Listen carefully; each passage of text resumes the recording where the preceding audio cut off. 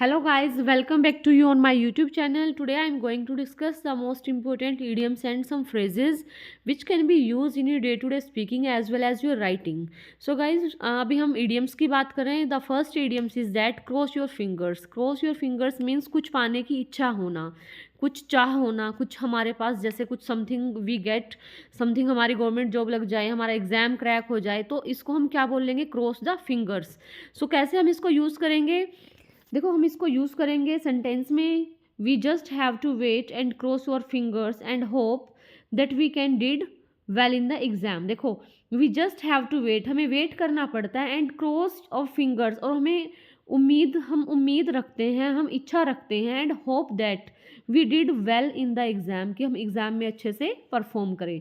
सो जैसे आपको डेफिनेशन से ही पता है, to hope that something happen, कि किसी चीज़ की इच्छा करना कि जो कुछ हो जाए. वे यू वॉन्ट, जिस वे में आप किसी काम को करना चाहते हो, उसको हम क्या बोलेंगे? Cross the fingers.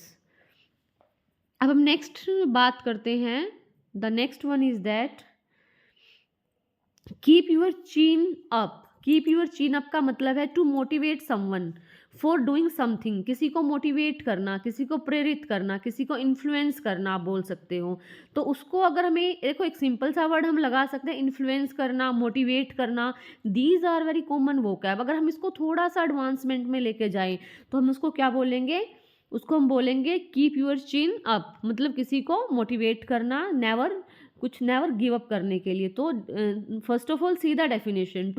To encourage someone not to give up, मतलब किसी को एनकरेज करना, हार न मानने के लिए. ओके, गिव अप और गिव इन. गिव अप का मतलब है हार मानना, हार न मानना, not to give up. And to remain cheerful despite difficult situation, और मतलब हैप्पी रहना, खुश रहना, चेयरफुल रहना किसी भी रोज सिचुएशन में.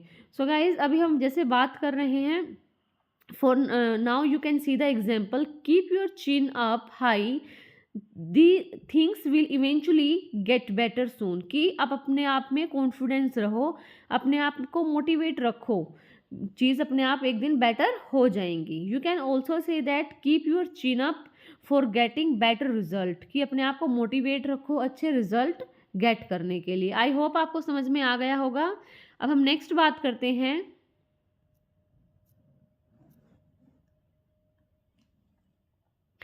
वोल्फ इन शिप्स क्लोथिंग. देखो, इसका मतलब है कि एक ढोंगी इंसान जो अच्छा दिखने का, गुडी गुडी दिखने का ढोंग करता है. You can say that. बहुत सारे पर्सन होते हैं हमारी लाइफ में जो अच्छा दिखने का ढोंग करते हैं, अच्छा दिखने का दिखावा करते हैं, बट एक्चुअल में वो अच्छे नहीं होते.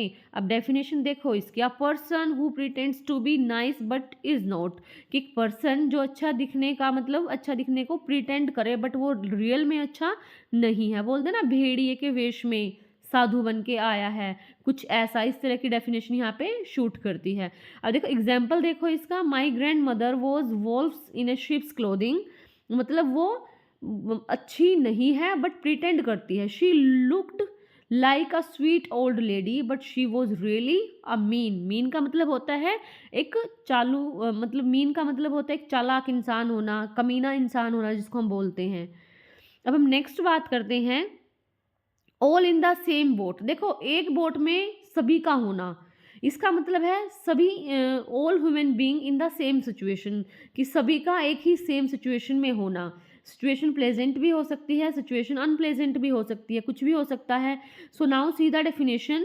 To be in the same unpleasant situation as other people, कि जैसा जिस सिचुएशन में दूसरे लोग हैं उसी सिचुएशन में हमारा होना.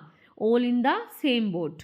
So now see the example. She is always complaining about not having enough money, but we are all in the same boat. कि वो हमेशा कंप्लेन करती है पैसा न होने की, but she doesn't know. You can say that but we all are in same boat. लेकिन हम क्या हैं? हम एक ही बोट में हैं, एक नाव में सवार हैं, मतलब सभी की जो कंडीशन है वो सेम है. अब हम नेक्स्ट बात करते हैं.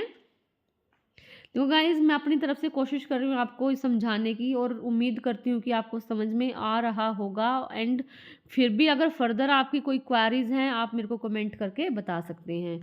अब नेक्स्ट हम बात करते हैं. Picture paints 1000 words. Picture paints 1000 words का मतलब है इंसान का चेहरा पढ़ लेना, चेहरा देख के सब कुछ बयां कर देना। मतलब एक ऐसी देखो कुछ चीज़ें ऐसी होती हैं हम लिख के बताते हैं, हम बोल के बताते हैं, लेकिन यहाँ पे है मतलब पिक्चर देख के सब कुछ क्लियर हो जाना। You can say that a visual presentation is more descriptive than words. कहते हैं कि प्रेजेंटेशन ज़्यादा डिस्क्रिप्टिव होती है, ज़्यादा एक्सप्लेन करने वाली होती है वर्ड से। सो now see the example, just show her the photos, she will understand what we are describing, you know a picture paints 1,000 words। कहते हैं कि पिक्चर दिखा के हम बता सकते हैं उसको कि वो क्या कहना चाह रही है। आई थिंक आपको समझ में आ गया होगा। Next one is that best of both words.